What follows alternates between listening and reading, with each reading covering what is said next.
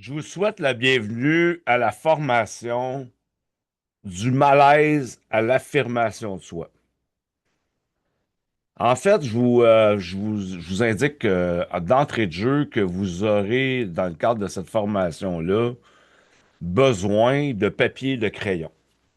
Fermez vos cellulaires, installez-vous confortablement. Je vous souhaite vraiment que cette formation-là puisse vous apporter des outils concrets pour aller vers plus d'affirmation de soi.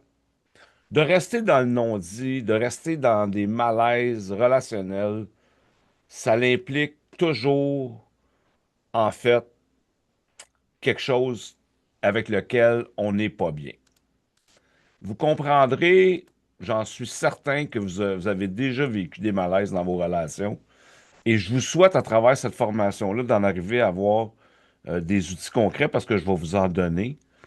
Une meilleure compréhension de ce qu'est un malaise, comment vous occupez de vous en relation, c'est vraiment mon objectif, en fait, pour en arriver à ce que vous viviez plus de satisfaction et de liberté dans vos relations, que vous en arriviez à exprimer vos malaises de façon plus responsable, moins défensive, et pour en venir à satisfaire vos besoins ou être en mesure de mettre vos limites, définir votre territoire dans vos relations avec les autres.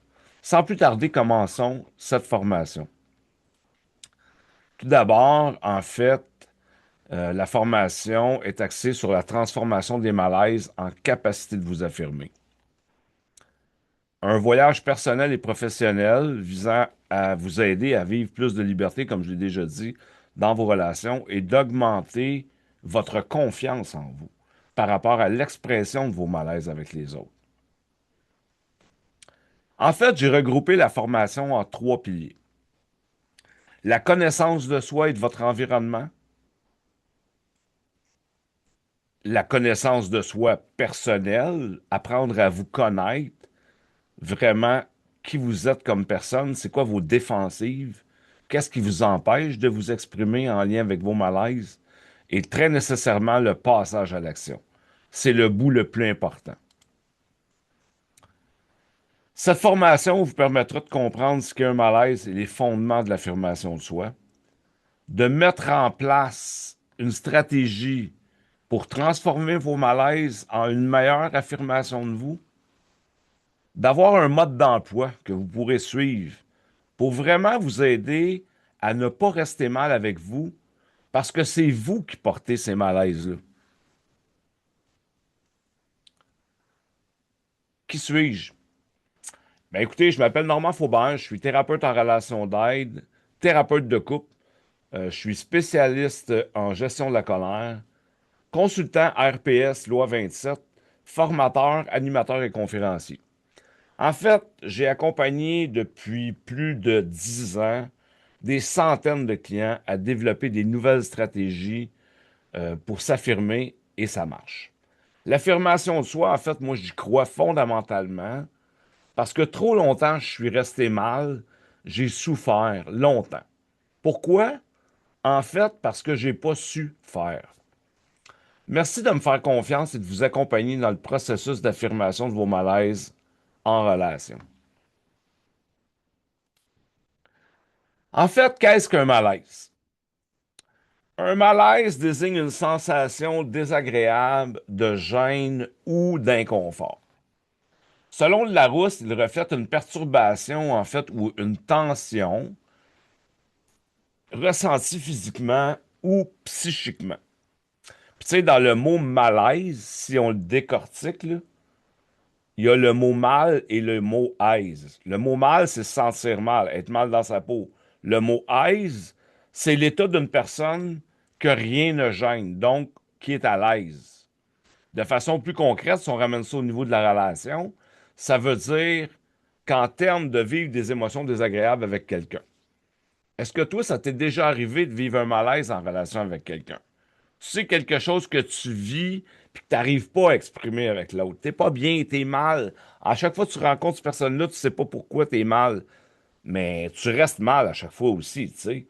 Puis le petit Robert, lui, nous dit quoi? Il nous dit que c'est une sensation pénible et vague d'un trouble physiologique d'un dérangement ou d'une indisposition. Donc, de façon plus concrète, là, je vous l'ai expliqué c'était quoi un malaise. On continue. Je vais vous parler en fait d'une expérience personnelle que j'ai vécue avec un ami pour vous situer un peu parce que j'aime ça placer ça dans un contexte. Moi, en fait, je viens de l'intimidation. Je viens de l'humiliation en groupe. Moi, j'ai été intimidé toute mon primaire. Donc, toute la période de primaire, de la première année à la sixième année, là, j'ai vécu beaucoup, beaucoup d'intimidation. Puis un jour, puis tu sais, j'ai porté ça, c'est une blessure émotionnelle que je porte, c'est une zone de sensibilité que j'ai. Puis quand j'ai vécu mon malaise avec mon ami, j'étais en cheminement à ce moment-là. Là. J'étais très conscient de ce que je portais puis de ce que je vivais. Tu sais, c'était pas quelque chose de nouveau. Mais vous allez voir comment j'ai quand même réagi parce que sur le coup, c'est vraiment venu me blesser. Donc, un jour, alors nous étions tous des amis réunis pour un barbecue, un de mes amis me fait une farce me concernant. Il fait ça devant tous mes amis. Puis là, tous mes amis se sont mis à rire. Tu sais, ils riaient pas de moi, ils riaient de la farce. Je le savais, tu sais, rationnellement. Mais irrationnellement, au niveau de mes émotions, la farce, ça me concernait quand même. Puis moi, je vous le dis, je l'ai pas ri. Puis il y avait vraiment un malaise dans la pièce parce que le monde alentour ont bien vu que moi, je riais pas. Mais ça a quand même passé un peu sous le silence. La soirée a continué, mais moi, je suis resté mal et fâché. Puis, tu sais, sur le coup, j'en ai pas vraiment parlé. J'en ai pas parlé parce que le chemin était pas clair pour moi. Je ne savais pas trop c'était quoi au début, tu sais. C'est un peu plus tard que j'ai fait le chemin avec moi, puis pourquoi je restais mal, puis pourquoi j'évitais parfois d'aller vers cette personne-là. Euh, En fait, c'est ça qui a été réveillé cette journée-là. C'est ma blessure d'humiliation, puis ma blessure d'humiliation en groupe, puis ma blessure d'intimidation. Tu sais, c'est pour moi, je m'en suis coupé ce soir-là, parce que c'était trop souffrant. Mon mécanisme de défense, ça a été de me couper. Ça a été de pas en parler. Ça a été de rester mal. Puis ça a été ça. Puis tu sais, on a toujours le choix. Ce que mon ami a fait, c'est le déclencheur. Il est venu déclencher en moi une émotion désagréable et il a touché une zone de sensibilité puis une blessure émotionnelle. La blessure émotionnelle, c'est le facteur aggravant au déclencheur et au vécu. Mais tu sais, moi, je suis resté pris un petit bout dans la défensive, coupé de moi, dans l'évitement, dans le refoulement, dans le non-dit. Mais tu sais, le temps que je suis dans la défensive ou le temps que je suis pris sur l'autre, je m'occupe pas de mes besoins puis de mes limites. Vous comprenez? Puis tu sais, il a fallu que je fasse un bout avec cet ami-là à un moment donné parce que je le voyais que je l'évitais, tu sais. Il a vraiment fallu que je prenne un moment de relation avec lui quand j'ai fait le chemin avec le chemin que je vais vous donner, le plan d'action que je vais vous soumettre. Je l'ai mis en pratique, j'ai pris le pas de recul nécessaire pour vraiment m'amener de façon responsable en relation et de lui parler de l'impact que ça avait eu, cet événement-là, ce soir-là, sur moi. Donc, c'est vraiment quelque chose. Parce que pourquoi je l'ai fait? Il y avait une source de motivation. C'est un ami tu sais, qui me tenait à cœur. Je l'aimais, cet ami-là. Puis c'est un ami de couple aussi. Fait que je voulais pas perdre la relation avec ma conjointe. Fait que, tu sais, ça faisait comme. Je me disais, OK, mais j'ai vraiment besoin, je ressens vraiment le besoin de régler ça, de m'occuper de ce malaise-là en relation avec lui. Fait que, tu sais, j'ai fait le chemin vers le déclencheur. J'ai fait le chemin vers l'émotion désagréable qui était réveillée. J'ai fait le chemin vers la blessure. J'ai fait le chemin vers mon besoin. Puis mon besoin dans ma relation à lui, c'était de le nommer. Tu sais, j'avais pas besoin en fait, de relation. J'avais pas un besoin spécifique. Tu sais, comme le besoin, j'avais besoin de m'affirmer. Ça l'a répondu à mon besoin de m'affirmer. C'est clair. J'avais besoin de le nommer. Mais j'avais besoin qu'il sache l'impact que ça avait eu sur moi. Tu sais, l'impact de faire des jokes des fois, un peu dégradante ou un peu tu sais, c'était pas une joke le fun, là. Fait que qui sache que je porte ça, ben, peut-être de faire une demande claire la prochaine fois, de faire attention, tu sais, à ces jokes-là en groupe. Fait que, tu sais, mais moi, c'est vraiment mon besoin de m'affirmer puis qu'ils sachent l'impact que ça avait eu sur moi. Puis là, ben, tu sais, je vous emmène sur vous. Est-ce que vous vivez un malaise ou vous avez déjà vécu un malaise en relation pour lequel vous vous êtes pas occupé? Fait que, tu sais, à partir de là, je vais vous dire, est-ce que vous êtes en mesure de l'écrire? Prenez quelques instants, mettez la formation sur pause et écrivez le nom de la personne avec qui vous vivez, vous avez vécu un malaise. Tu sais, vous savez quelque chose que vous vivez et que vous n'arrivez pas à exprimer, mais chaque fois que vous voyez cette personne-là, il y a des bonnes chances que vous restiez mal. Tu sais, puis je dis toujours, ce que je fuis grossit, me poursuit et me détruit. Ce à quoi je fais face s'efface. Tu sais, ce que je nomme, en fait, ça me fait du bien. Ça veut pas dire que qu'il n'y aura pas d'impact. L'autre va peut-être mal réagir. Puis c'est ça qu'on va voir ensemble. Parce que c'est important de regarder, ça a des impacts de ne pas s'affirmer, tu sais. Fait que prenez quelques instants, mettez la formation sur pause et réfléchissez à quelqu'un que vous pensez que vous avez déjà vécu un malaise avec cette personne-là. Bon. Pourquoi l'affirmation de soi est essentielle? Parce que l'affirmation de soi, ça nous amène dans le respect de soi et des autres. Ça améliore nos relations. Ça crée une réduction au niveau du stress et des malaises. Ça nous amène dans la confiance en soi, dans la prise de contrôle de sa vie. Je suis désolé, là, il est comme mal écrit. La résolution des conflits et favoriser l'autonomie émotionnelle. L'affirmation de soi, c'est un pilier central du développement personnel. Ça permet d'améliorer sa relation à soi-même, tout en cultivant des relations interpersonnelles plus saines et plus équilibrées. En fait, c'est un processus de responsabilisation qui conduit à une plus grande satisfaction de sa vie et à une meilleure maîtrise de son bien-être émotionnel. C'est clair que ça a beaucoup d'impact positif quand on arrive à s'affirmer. Puis, ne pas s'affirmer, ben, ça a des conséquences. L'accumulation de frustration et de ressentiment, la perte de respect mutuel, l'émergence de conflits qui sont latents. C'est sûr que la diminution de l'estime de soi, parce qu'on n'arrive pas à passer à l'action puis changer quelque chose. L'évitement, l'isolement relationnel, euh, le stress chronique et un mal-être émotionnel. Développement des relations qui sont déséquilibrées. Euh, Difficulté à poser des limites claires.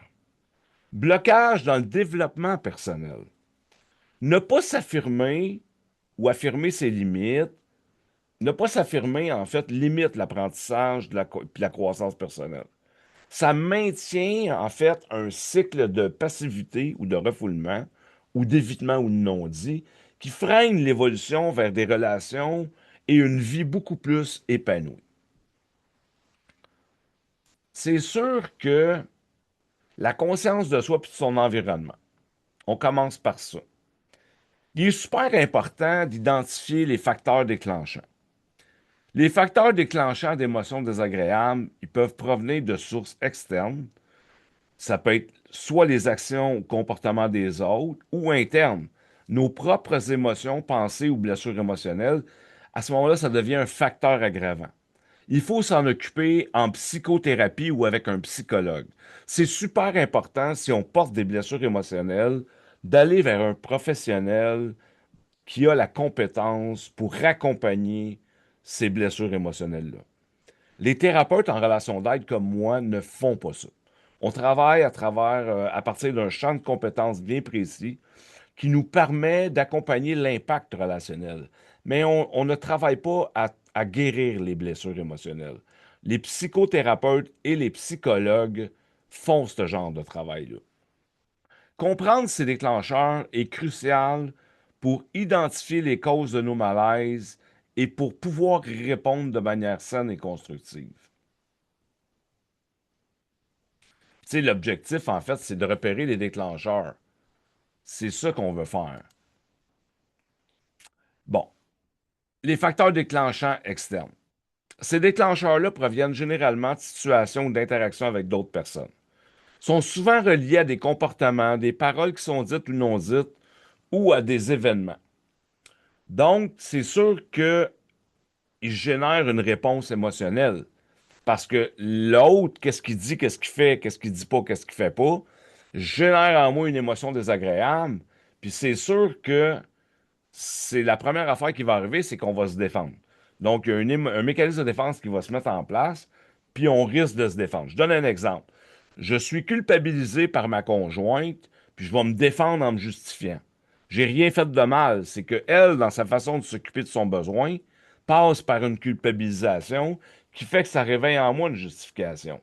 Mais quand je m'arrête à moi, pour pas que ça devienne une culpabilisation ou une culpabilité toxique, je vais arriver puis je vais être en mesure de départager si c'est quelque chose que j'ai fait de mal ou non. Tu sais.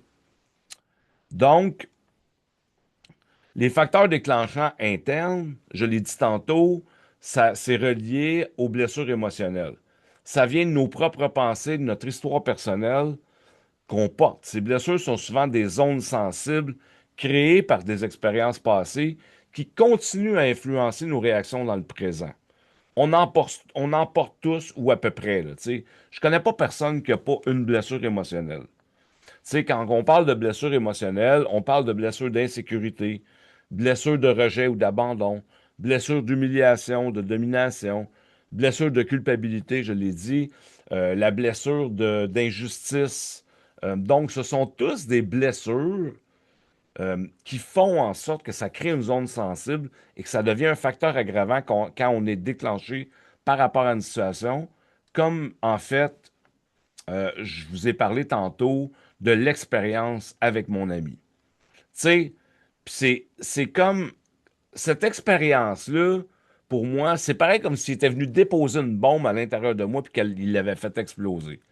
Puis tu sais, c'est sûr que cette soirée-là, il y avait un éléphant dans la pièce toute la soirée, là. Mais en fait, il a fallu que je prenne le pas de recul nécessaire pour faire le chemin dans l'affirmation de soi, puis je me suis occupé de ce besoin-là avec lui, comme je vous en ai fait part tantôt.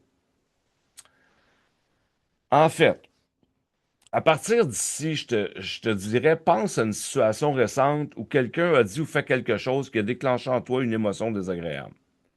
Mets la formation sur pause, prends le temps d'y réfléchir. Quel comportement spécifique de cette personne a été le déclencheur? Qu'est-ce qu'il a dit, qu'est-ce qu'il a fait? Qu'est-ce qu'il n'a pas dit ou qu'est-ce qu'il n'a pas fait? Identifie un moment où tu as ressenti une émotion intense et désagréable sans raison apparente. Tu sais que tu as eu une réaction inappropriée, là. Ce moment-là, y a-t-il fait écho avec une expérience passée qui est plus douloureuse? Tu sais, c'est quoi le comportement qui a fait que tu as été déclenché? Donc, prends le temps, mets la formation sur pause, réponds à ces questions-là et on va poursuivre.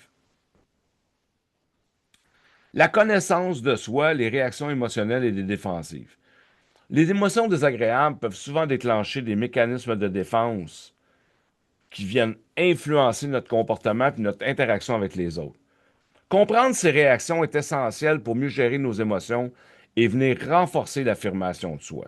Les émotions, les réactions défensives, en fait, émergent de l'inconscient de façon, tu sais, sont là les petits soldats pour te protéger. C'est souvent que c'est pas quelque chose sur lequel tu as du contrôle ou du pouvoir, là. Fait que c'est super important d'être en mesure de comprendre ces réactions pour mieux gérer nos émotions. En fait, l'identification des émotions et des sentiments est cruciale pour comprendre les réactions face au malaise. Arriver à identifier nos émotions, ça permet quoi? Ça nous permet de mieux saisir. Mieux saisir l'impact et d'interagir de manière plus constructive et responsable. Puis pour ça, il faut qu'on développe notre vocabulaire émotif. Puis tu sais, c'est important parce que souvent, on n'a pas développé cette compétence-là.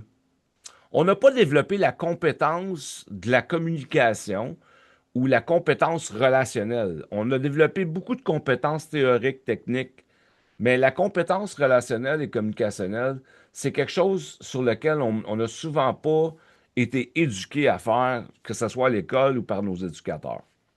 Fait qu'en fait, qu'est-ce qui arrive?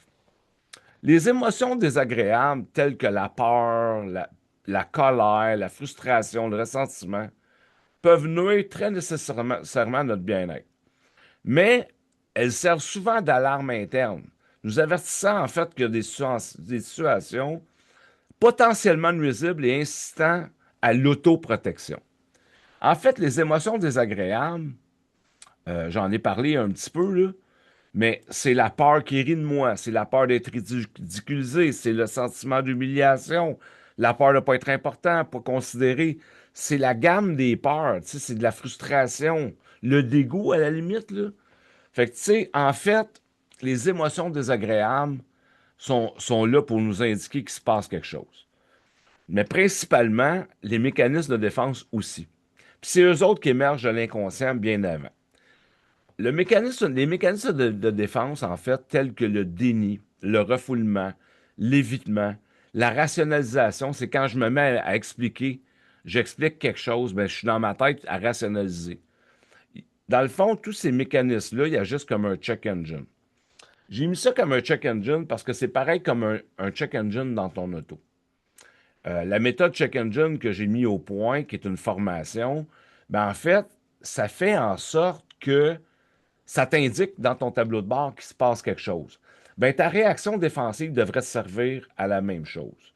Elle devrait te servir quand tu es dans le déni, quand tu refoules, tu ne dis pas quelque chose. Elle devrait te servir à t'indiquer qu'il y a probablement une émotion désagréable que tu vis et pour laquelle tu es en train de te défendre. Dans le fond, les mécanismes de défense peuvent nous aider à gérer le stress à court terme, puis deviennent problématiques, en fait, s'ils perdurent dans le temps et ils obscurcissent notre perception de la réalité.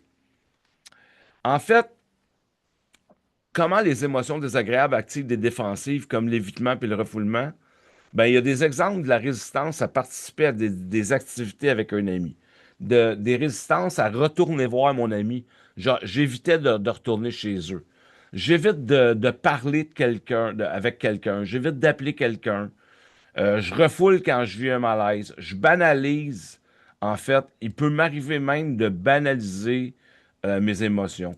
Je juge l'autre, je le critique, je le blâme. Je suis plus à l'extérieur qu'à l'intérieur à écouter ce que je vis. C'est des signes très certainement qui vous indiquent qu'il se passe quelque chose.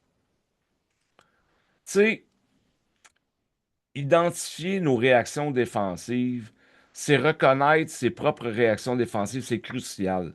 C'est crucial pour une communication qui est saine. Identifier ces patterns, ça permet de répondre plutôt que de réagir impulsivement. Ça favorise des interactions qui sont constructives avec les autres. C'est pas de juger, mais c'est de comprendre et apprendre à se connaître à travers nos différentes réactions. Parce qu'on a tous des réactions, puis on a adopté au fil des années des stratégies défensives qui reviennent par rapport à des situations. Fait que, tu sais, ça, c'est important, en fait, de voir que moi, j'ai un fonctionnement de refoulement. J'ai tendance à refouler, mais j'avais tendance plus avant à refouler parce que j'avais pas développé mon vocabulaire émotif. Donc, je savais pas ce que je vivais. Fait que j'aimais mieux pas parler. Ou je disais à l'autre, on en reparlera plus tard. J'évitais. Ainsi, c'est une stratégie que je mettais en place, mais l'autre me disait, ben écoute, t'étais supposé me revenir, tu m'es pas revenu. Ben, voyez-vous que là, on est en train d'être dans l'évitement défensif. Parce que je dis que je vais revenir, mais je ne reviens pas. Donc, si vous dites à l'autre, je vais revenir, faites-le, revenez. Donc, prise de conscience, j'ai pris conscience, en fait, l'importance d'identifier les émotions et d'accepter les zones sensibles pour favoriser une meilleure compréhension de soi-même et pour transformer le malaise en affirmation personnelle. Moi, j'ai pris conscience dans mon exemple avec mon ami que je portais dans mon histoire de vie une zone sensible en lien avec l'humiliation puis l'intimidation en groupe. Puis, tu sais, c'est ça que ça m'a fait prendre conscience que c'était encore très présent pour moi. Puis, tu sais, ça m'a permis aussi d'accepter. d'accepter que c'était encore présent, d'accepter que c'était encore sensible, cette zone-là, malgré que j'étais allé en thérapie, malgré que j'en ai pris conscience, puis je n'avais parlé. Ça restait quand même une zone sensible, puis qu'il fallait que je prenne soin de ça. Fait que accepter, prendre conscience de ces zones sensibles-là, ben, sont souvent liées à des expériences passées. Les accepter, ça permet non seulement de comprendre, mais aussi de les gérer et de manière plus efficace, qui transforme notre vulnérabilité en force personnelle. Puis, tu sais, je le répète, les zones sensibles ou les blessures émotionnelles doivent être travaillées en psychothérapie ou avec un psychologue pour être en mesure de faire le chemin vers une guérison, vers une plus grande acceptation de ce qu'on porte. Donc, si on va maintenant dans le pilier numéro 3, qui est le passage à l'action, ben ce pilier-là, il se concentre sur des stratégies concrètes pour transformer les malaises identifiés en action d'affirmation personnelle, puis l'accent est mis sur le développement d'un plan d'action et l'application de concepts qui sont appris, qui ont fonctionné pour moi et qui ont fonctionné pour des centaines de clients que j'ai accompagnés. Donc, le passage à l'action, c'est important de faire le diagnostic. C'est important de s'arrêter et de faire le diagnostic pour être en mesure de se responsabiliser par rapport à ce qu'on vit. Je vous donne quelques éléments à considérer. C'est important, premièrement, d'identifier le facteur déclenchant, on en a parlé. Identifier les mécanismes de défense qui sont réveillés, parce que c'est eux autres qui arrivent en premier.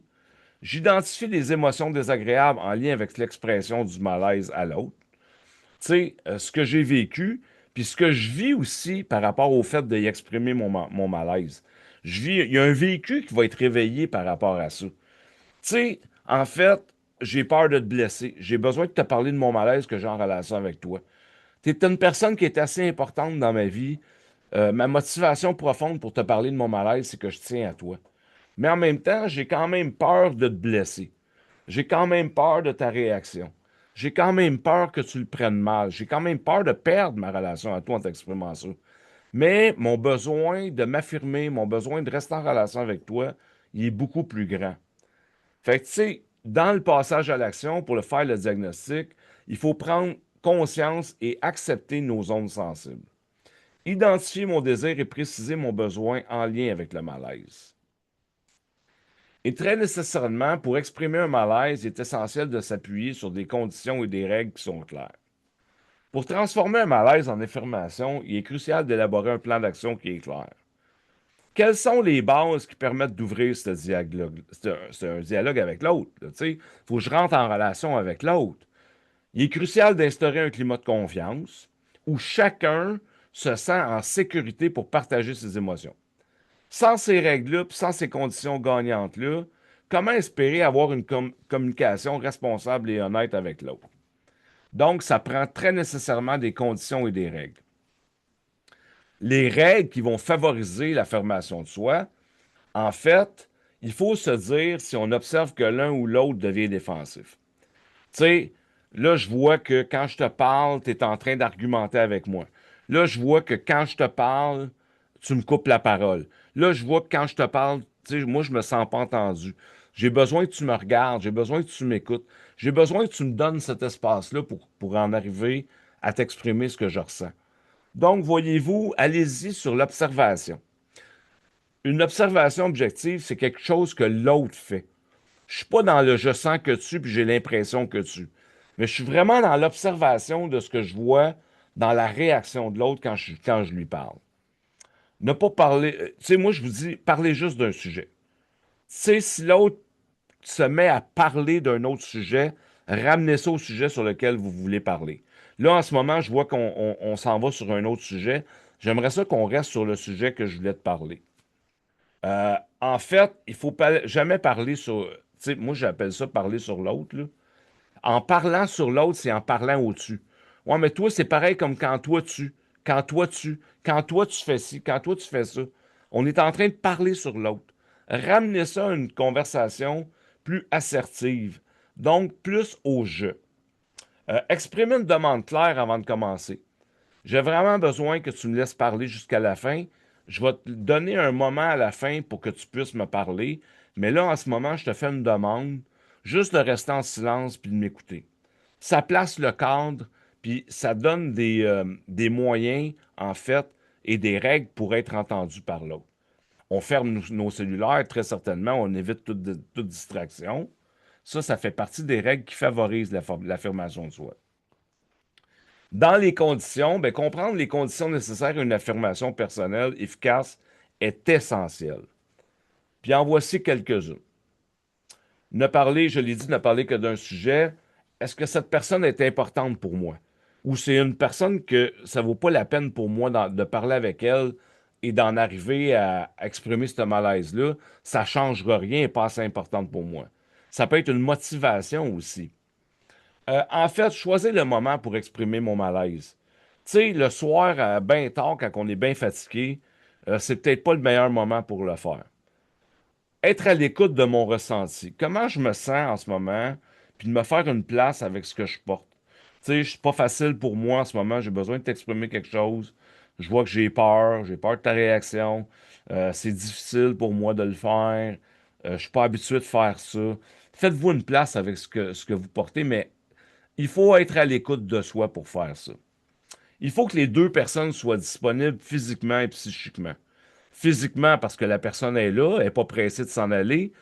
Psychiquement, ça veut dire j'ai besoin de vérifier si tu es disponible pour m'écouter. Je veux savoir si en ce moment tu es dans un bon endroit avec toi pour être en mesure de m'écouter. Prendre un rendez-vous avec cette personne-là. On s'arrête un temps vraiment spécifique pour exprimer un malaise parce que c'est quelque chose dans lequel on se donne de l'importance. Donc, on a identifié les points clés à retenir, on a identifié les facteurs déclenchants, on a identifié les émotions désagréables et les sentiments. Parce que, tu sais, oui, j'ai parlé d'émotions désagréables, mais je n'ai pas parlé de sentiments. Sentiments d'impuissance, d'injustice, de culpabilité, d'insécurité, sentiments de trahison. Donc, c'est des choses qui peuvent être identifiées à travers ce que je vis. Identification des réactions défensives, identification des zones sensibles, acceptation et bienveillance envers soi. On se donne des règles et des conditions, puis tout ça, ben, il faut faire un diagnostic pour être en mesure d'en arriver à s'affirmer de façon responsable. Donc, il est temps de mettre en pratique les leçons apprises. Tu sais, je vous dirais, identifiez un malaise, établissez votre plan d'action et commencez dès aujourd'hui à exprimer votre affirmation personnelle dans vos interactions quotidiennes. Très nécessairement que je vais vous donner en fait des outils pour le faire. En tant que complément à votre cheminement vers des relations plus saines, je vous offre en fait un bonus, un mode d'emploi pratique et une réflexion guidée. Ces outils-là vont vous permettre d'aborder vos malaises relationnels de manière beaucoup plus responsable et constructive, en vous aidant à mieux comprendre vos émotions et en posant des actions qui sont alignées avec vos besoins. J'espère que cette formation aura contribué à vous aider dans l'affirmation de vos malaises en relation. Sachez que je demeure disponible pour aller plus loin dans l'expression de vos malaises, pour faire le chemin de façon beaucoup plus responsable. Il est possible de venir en thérapie avec moi pour faire le chemin, pour voir c'est quoi les facteurs déclenchants, c'est quoi les émotions désagréables, comment je réagis de façon défensive, c'est quoi mon besoin ou mes limites. Donc, de vous donner cette importance-là, vous avec vous, pour aller vers plus de satisfaction dans vos relations. Merci beaucoup de me faire confiance et je reste disponible pour vos commentaires ou vos suggestions par rapport à la formation que vous venez d'écouter.